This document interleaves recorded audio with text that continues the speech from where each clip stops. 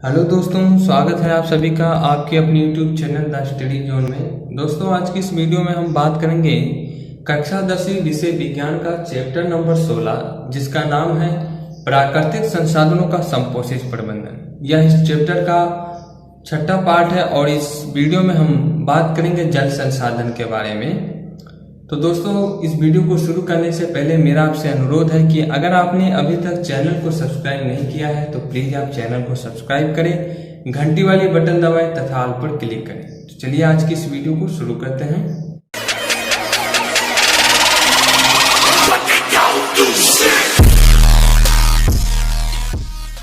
तो आज का हमारा टॉपिक है सभी के लिए जल।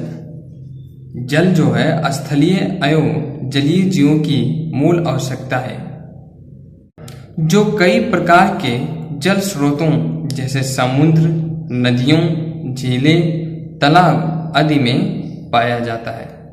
जल कहाँ पाया जाता है? जल स्रोतों में पाया जाता है, जैसे समुद्र है, नदियां हैं, झीलें हैं, तालाब आदि हैं। ठीक है। वर्षा जल का सबसे महत्वपूर्ण स्रोत है। वर्षा जो है वो जल का सबसे महत्वपूर्ण स्रोत है। वर्षा से ही हम जल को क्या कर सकते हैं? एकत्रित कर सकते हैं, इकट्ठा कर सकते हैं। भारत में वर्षा मुख्यतः मानसून पर निर्भर करती है। हमारे देश भारत में वर्षा जो होती है वो मुख्यतः मानसून पर निर्भर करती है। जिस प्रकार मानसून आएगा उसी प्रकार वर्षा होगी। इसका अर्थ है कि वर्षा के कुछ महीने ही वर्षा होती है। अर्थात कहने का मतलब यह है कि जब मानसून रहती है तभी हमारे यहाँ पे वर्षा होती है, बिना मानसून के हमारे यहाँ पे वर्षा नहीं होती है। और जब मानसून आता है तो जितने महीने मानसून रहती है उतने महीने क्या होता है? वर्षा होती है। तो जल का जो मुख्य स्रोत है वो क्या है? वर्षा है। अब हम बात करते हैं भूमि जल के स्तर में कमी होने के निम्न कारण।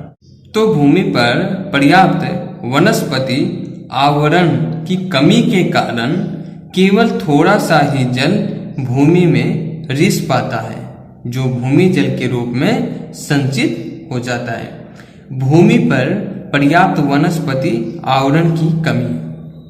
भूमि पर जो पेड़ पौधे वृक्षों हैं इनकी जल्दी से जल्दी कटाई हो रही है, इनकी संख्या कम होती जा रही है और इनकी संख्या कम होने के कारण थोड़ा सा ही जल जो होता है वो भूमि के अंदर जाता है। यानी भूमि के अंदर जल जो है बहुत कम मात्रा में रिस जाता है और जो रिस जाता है वही जल जो होता है भूमि जल के रूप में क्या हो जाता है? संचित हो जाता है। तो पहला कारण यह है कि भूमि पर पर्याप्त वनस्पति आवरण की कमी, यानी वनस्पति आवरण की कमी की वजह से भूमि जल का स्तर जो है वो कम होता जाता है।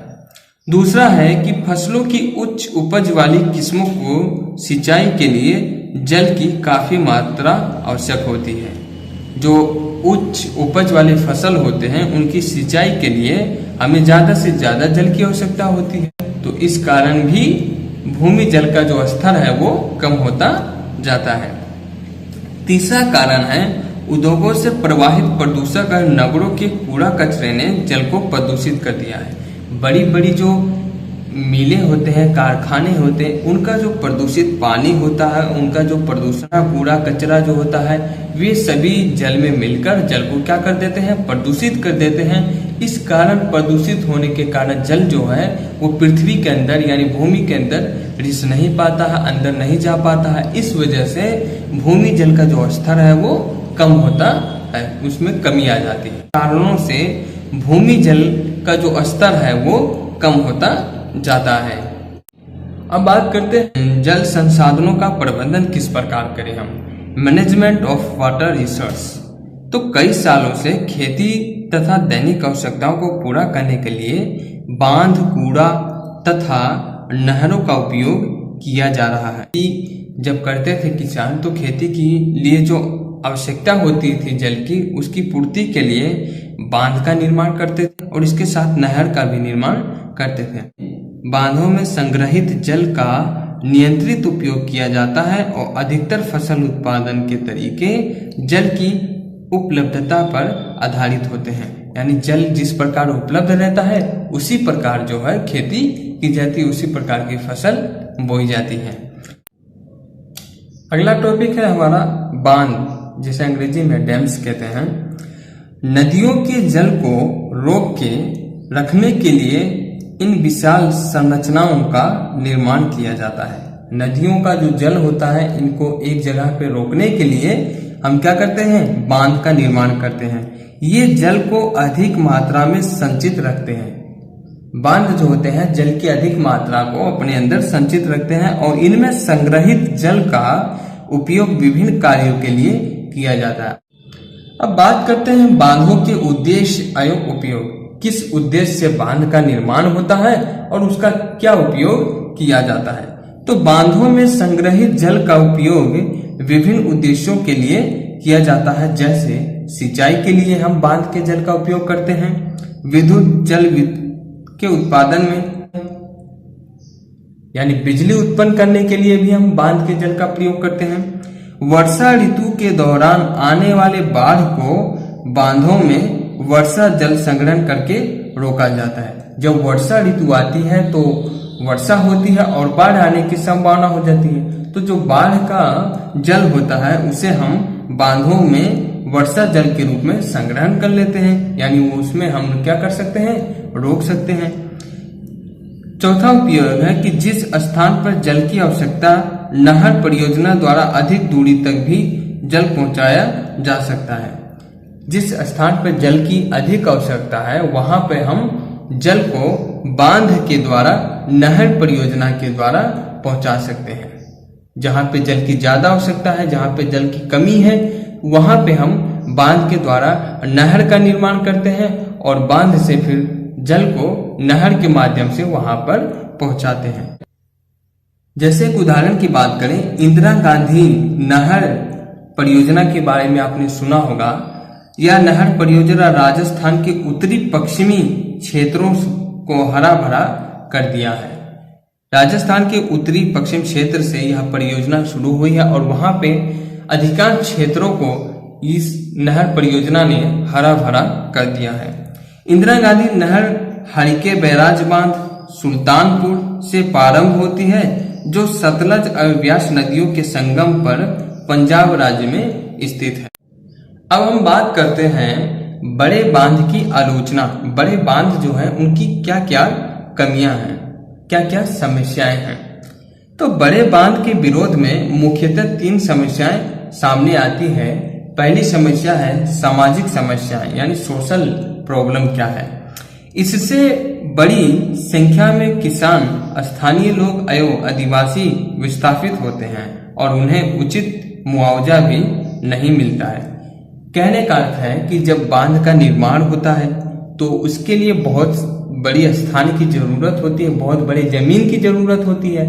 तो जब बड़े बांधों का निर्माण होता है तो वहां के जो स्थानीय लोग होते हैं या फिर आदिवासी जो होते हैं उनका विस्थापन हो जाता है, वे विस्थापित हो जाते हैं और इसके लिए उन्हें उचित मुआवजा भी नहीं मिलता है। तो बड़े बांध की जो पहली समस्या है वो यही है। दूसरी समस्या है आर्थिक समस्याएं, इकोनॉमिक प्रॉब्लम्स क्या है। इनमें जनता का बहुत अधिक धन लगता है, जिससे और उस अनुपात में अपेक्षित लाभ प्राप्त नहीं होता है। आर्थिक समस्या का अर्थ है कि जो जनता होती है वह अपनी जमीन सरकार को देती है बांध बनाने के लिए, तो उनकी जमीन की जो कीमत होती है उन्हें उतनी कीमत नहीं मिल पाती है। तो इस प्रकार आर्थिक समस्या उत्पन्न हो जाती है। तीसरी समस्या है पर्यावरणीय समस्याएं। इससे बड़े स्तर पर वनों का विनाश होता है। जब बड़े बांध का निर्माण होगा तो वहां पे जो भी पेड़ पौधे होंगे उनकी कटाई तो निश्चित ही है, जिससे स्थानीय जैव विविधता की क्षति होती है और यह क्षेत्र को भूकंप संवेदी भी बना देती है। पेड़ पौधे के हटने से वह जो क्षेत्र होता है वो भूकंप संवेदी क्षेत्र बन जाता है। आइए जानते हैं हिमाचल प्रदेश में किस प्रकार कुल्लह का निर्माण हुआ।